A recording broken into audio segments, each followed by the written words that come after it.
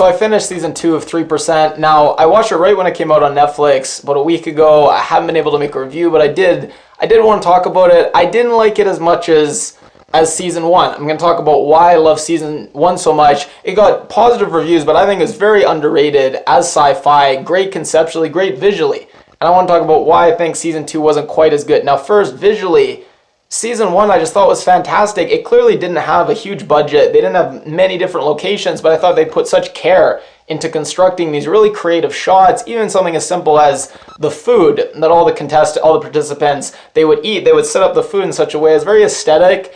And I love the pairing of the high-tech sci-fi with just the slums and the favela, and you just see the rags, and it was just very interesting. Both were aesthetic, and both were actually pretty beautiful, but just the contrast was so high. So it was really interesting and nice visually to look at, and the complexity with all these characters and the themes and ideas that it explored. So if you looked at season 1, the characters we got Joanna, who accidentally murdered that kid and had that hang over her head and seemed to be just scrambling just to survive her. We see her screw over and cheat and screw over that guy that she just had sex with. So she seems like someone who's very ruthless, very cutthroat, will do anything to survive. And we slowly see her advance and kind of change and grow. And then we get that great scene at the end where Ezequiel, who for whatever reason has seen something in her and has seen maybe a kindred spirit and wants to take her under his wing, tries to get her to be vengeful and take revenge, and she doesn't do it, and she actually leaves the process and leaves. And it was just a very satisfying arc where you weren't quite sure which direction she was going to go. And then Raphael, or technically Tiago, but Raphael, he starts off, he cheats, he's the first cheater, but we slowly, and we see that he steals the spot of someone else to get there, but then we realize it's not because he's ruthless, it's because he's an idealist and he's part of the cause. And he has this great arc where we see him actually give up the opportunity to have a family, something that he does care about, and he would love to have kids, but we see him sterilize himself because he cares so much about being able to bring down the process, and he's so committed to the cause. So just interesting character there. Marco, we see him just completely lose his mind. We see that when they think that they're alone and no one's watching, we just see Lord of the Flies happen, and he seems to be so angry that someone else took a leadership position and made him look bad. He just completely snaps and becomes one of the biggest villains of the season, but he was fascinating to watch. And then Ezequiel, I guess he's like a villain, but we got so much backstory fleshed out. We learned about his wife and what happened, and the things that we see him do, drowning himself and holding his head under the water. We get introduced to that, and then we slowly learn where that comes from. And he's just such a fleshed out character, and you're not quite sure which side he's on. So just fantastic villain.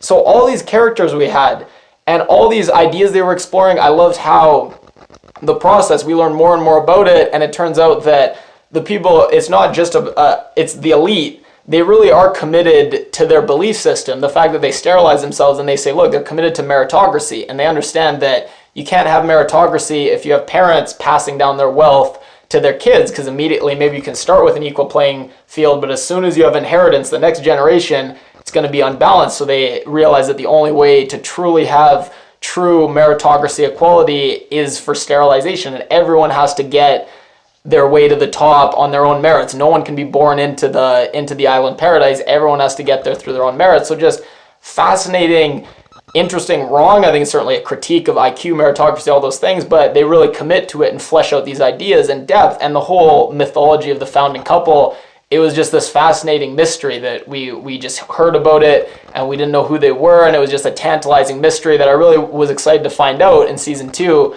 just where that led. And the way that the founding couple take on this mythological significance, and we see, you wonder how could this small 3% keep the whole rest of the 97% in line? And they couldn't do it by brute force. No, you had to have people like Fernando's dad being the preachers and not arguing for the process logically and saying it's good for this. No, they have to have the people who believe in the process at this almost religious level, and you see the founding couple takes on this kind of religious significance. So that was fascinating. And then I would love to rewatch it and just focus on what exactly are they looking for in the process? What is the process selecting exactly? Is it just looking for intelligence? Is it just looking for ruthlessness and selfishness? Is it looking for not having any attachments to any family or anything else other than just your own success and your own achievement of this perfect society? Or is it looking for different things in different people? It wants a balance of different candidates, or it's just looking for one specific set of traits that it's looking for in everyone? So just a lot of interesting stuff at play. And then we get to season 2, and I just feel like we had mostly, say, 4 main protagonists, and they all were on the same side. They all wanted to take down the process. They had slight disagreement over tactics and how they were going to do it, but we lost a lot of the complexity. Ezequiel, great villain, he went out pretty early, and then we were left with just this comical villain that was just pure evil. Didn't learn much about her at all, why she became that way. She had no nuance, no shades of gray. She was just purely just a comical evil villain, and then these 4 protagonists trying to take her down. So it was satisfying because they were likable characters, and they'd done such great work with world building. It was just fun to be back in this world and just being in this environment. But I just feel like as far as being like a masterpiece of sci-fi, it was a little bit of a step down from season 1. And I thought it started well when we first start seeing the Offshore, and even simple things like the electronic blinds that seem like they're physical blinds, they're simulated to look like they're physical blinds opening up when it's just a screen. That was great. I love the automated, the tip of the day, greet everyone with a smile, reminding you that your belongingness level is low, you've got to get that up. It seemed very dystopian. It was kind of cool, and then you contrast that with Fernando and Joanna, who are now just living ordinary life on the mainland.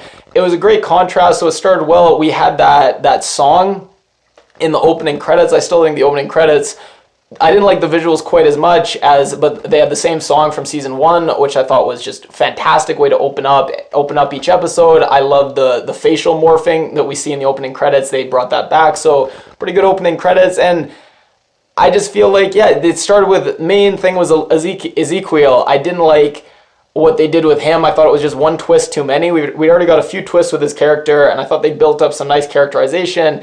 And then I just feel like that was a bit of a cheap twist that I guess it lined up maybe when he was trying to get Joanna to press that button to kill that guy. Maybe he was testing her to see, are you willing to do anything it takes to, in that case it was revenge, but in his cases, are you willing to do anything it takes to take down the process, get revenge on people who killed your wife? So I guess it kind of fit, but it felt like a cheap tactic for shock rather than really doing justice to this character, who I thought was really cool. And the arcs that we saw, Marcella trying to rescue her brother, Fernando going from being very apathetic and down on everything to slowly coming around to fighting the process, him helping that girl prepare for the process, getting betrayed by her.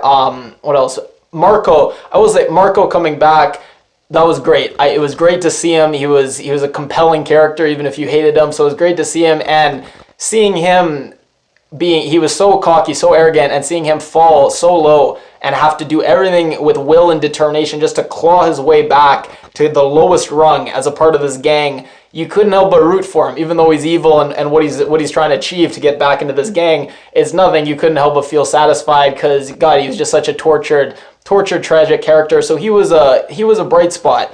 But other parts, Raphael, his relationship, again, it was nice, but just I felt like it was a bit more aimless a season. It didn't quite congeal and come together like I feel season 1 did. And I did like when they were talking about how to design the perfect maze, and it's one whose walls move to avoid any kind of patterns being used to solve the maze. So there were some good moments. The founding couple, where we got to see, it was actually a founding trio, and it was interesting how this founding couple, who everyone looks up to, who believes in the process, they look up to this founding couple. The founding couple, a trio, actually turned against the very process that they originated. So it was an interesting reveal, but I couldn't help but feel like the mystery that we got in season 1 and how we built it up in our head, couldn't help but be a little disappointed when we actually saw what it was. But nonetheless, it wasn't a bad season at all. I hope we get a season 3. I haven't heard anything yet. I'll definitely watch a season 3 if it comes out, but yeah, it was a little disappointing just because my bar was so high from season 1, but still a good show. I still recommend anyone watching it.